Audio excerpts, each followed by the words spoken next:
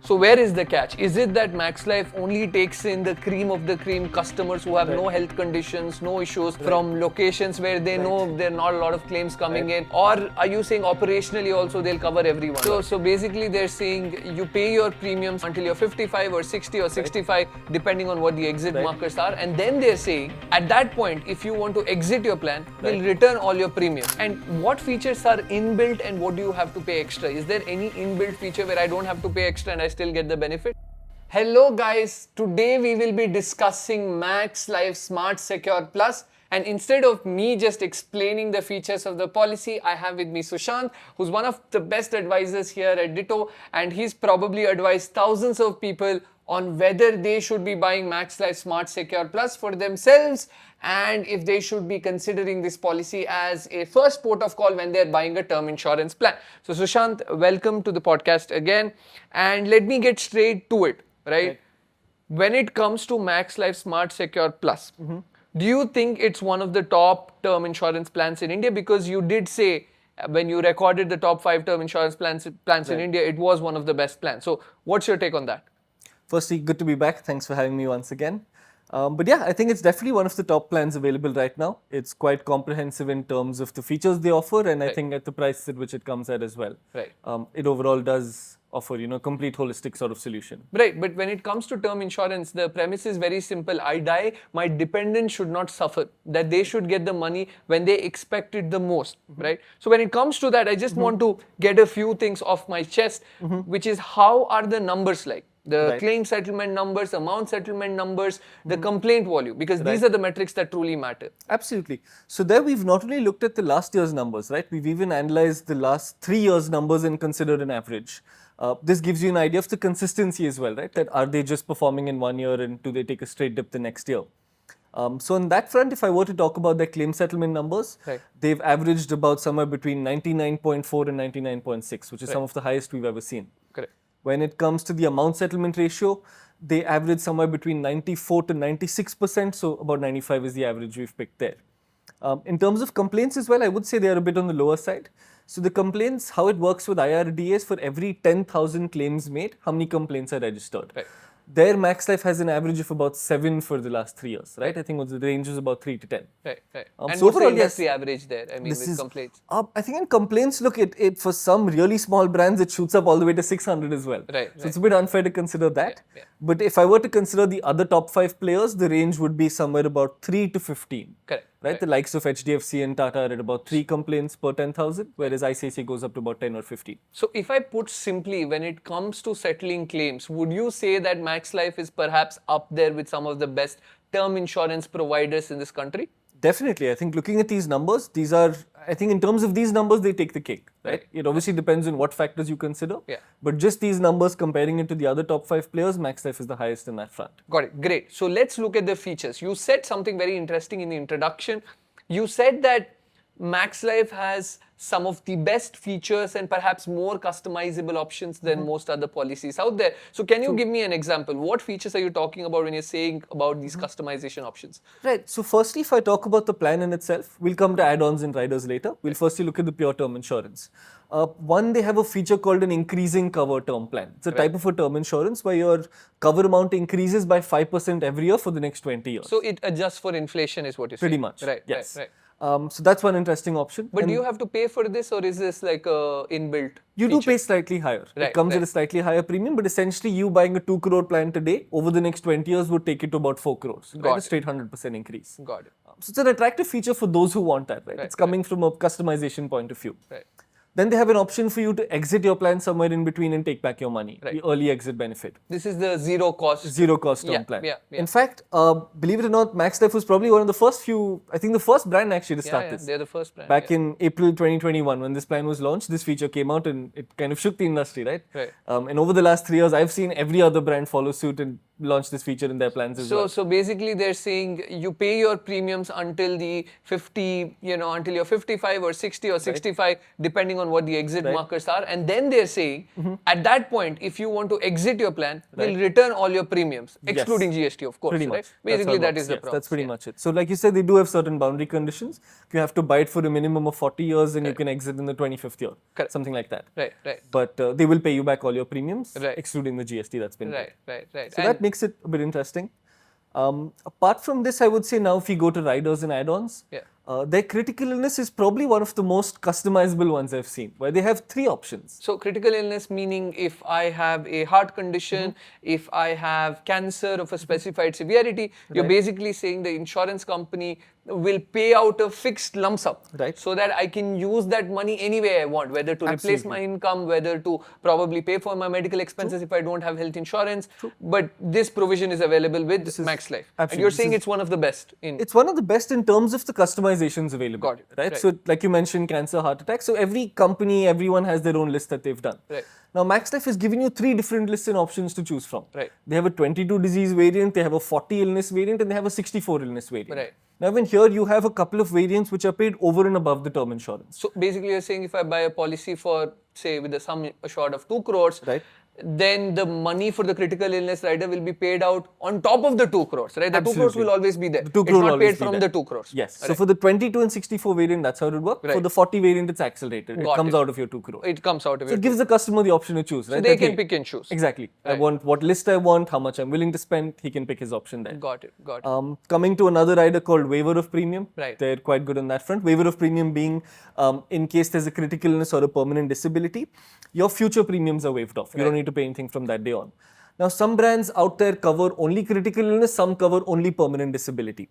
So basically that means if you are either suffering from a critical illness, I'll waive off all future premiums. Correct. Or if you have total permanent disability, then I will probably waive off all premiums. You're saying that Max Life covers in both cases. In both cases. It's a smaller list, but they do cover both. I think they have about 11 illnesses and 4 or 5 disabilities. Do you have to pay extra out of pocket? You do pay a slightly higher amount. 1 or 2% of your premium is the add-on for this. Right. But to me as a user, I think it gives me peace of mind, right? Knowing that in those situations, I don't need to pay my premiums anymore. It's going to be a financial burden. Definitely. So that does help. Other than this, I think they do have their critical illness, coming back to that one. They have an option where you can add on disability to that as well. They don't have a separate disability rider, but you can include total and permanent disability into your critical illness rider. So if you're incapacitated, if you've lost mobility, lost limbs, lost your sight, things like that. Yeah, they'll pay you the same amount over and above the term insurance. Got it. So this is on top of the list of critical illnesses that they've already outlined in their policy brochure, and they're saying on top of this, you can include a thing called TPD, total and permanent disability. That's how it works. Got it. And what features are inbuilt and what do you have to pay extra? Is there any inbuilt feature where I don't have to pay extra and I still get the benefit? Right, definitely. So there's one called terminal illness. Now I think by definition, terminal illness, unfortunately, look, for terminal illness, there's no list anywhere around the world, right? Even if you Google what is a terminal illness, the medical definition per se is that, look, a person has less than 6 months left to live. Got it. Right? No doctor or no country out there has managed to formulate a list for this.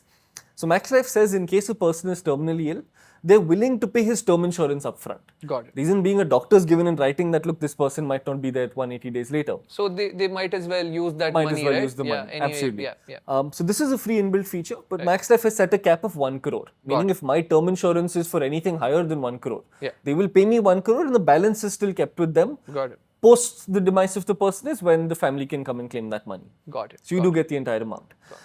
There's another feature which again they're a bit unique for, is called voluntary top-up benefit. Right.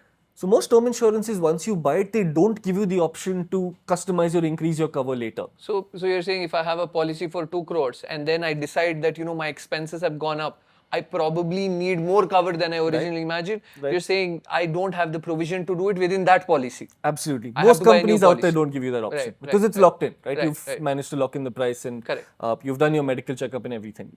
But Max Life will allow you to do that. Right. And that's inbuilt feature. That's inbuilt. It's an inbuilt free feature, but yes, they will treat you like a new customer. Right? 5 years later, you come back, they'll want to do your medicals again, they'll check your income once again, they'll do a, And I'll have to pay the going rates. Exactly, apparently. 5 years later. But to me, at least, it's convenient that I have one policy. I don't have the headache of managing 2-3 different plans. Got it. And making 2-3 payments. So I think from a feature perspective, Max Life is up there, right? I agree with you as well. Looking at the features, I too believe that it's probably one of the most customizable plan out there. But in terms of premiums, usually these features come at a cost. Right. But I think that Max Life is also perhaps one of the most affordable plans out there. Am I correct in making that Absolutely assessment? correct. Yes, I think we've even played around with a few customizations, right? For a person in their mid-20s, their mid-30s, their mid-40s, as well as a 1 crore, 2 crore, 5 crore. We've completely played around with all combinations. I think personally, I felt only when you're in your 40s and above is where Max Life might be a bit expensive. Right. You could have a bit more price competitive option like ICICI, for example. Got it. But for a young person in their 20s, it's, I think, hands down one of the most reasonable and competitive pricing options Even available. for higher covers. Okay, Even 1 for crore higher is fine. covers, yep. 2, 3, you're saying everything. 5 crores, perfectly What fine. about women and, perhaps if I'm a smoker, right? Any difference in premiums? Any other options come to mind, or Max Life is still one Max of the Life more is affordable? still, I would say it's more competitive. You do have other options. I wouldn't say they're the lowest, but they do give you a sort of competitive advantage They're there. competitive. All right. You have other brands that are more expensive that come at a premium charge. So Correct. you can consider Max Life. Right. So good features, good operational metrics, and you're also saying that it's perhaps one of the most competitive products out there in terms of pricing. So where is the catch? Is it that Max Life only takes in the cream of the cream customers who have no health conditions, no issues from locations where they know there are not a lot of claims coming in? Or are you saying operationally also they'll cover everyone? What's your experience bit? Right. So there, yes, we have seen some restrictions. I Right. think, like you rightly said, they are a bit strict with their underwriting that we call it, right? Correct. That when you apply for a term insurance, the kind of checks they have in place would be a bit more strict than other companies. Got it. And I'm glad you mentioned location. That's actually a very common one that we come across. Right. So Max Life doesn't service customers all across India. Yeah. Right. They have a certain list of negative PIN codes that they've set. Now, this could be due to, their history with that PIN code, right? It could be a PIN code that's more prone to natural calamities, so they don't want to take that risk in that scenario. Right. It could even be a PIN code where during COVID it was one of those red zones, right? Where cases were a bit high and all of that. Right. And then they also have a thing called positive cities. Right. That being a slightly smaller player in the industry, they haven't managed to establish presence all around India. Right. Now, this is not just presence by their own offices, but presence to conduct a medical checkup post the policy. Right. Conduct risk verification if it needs to be done at a later point. Right.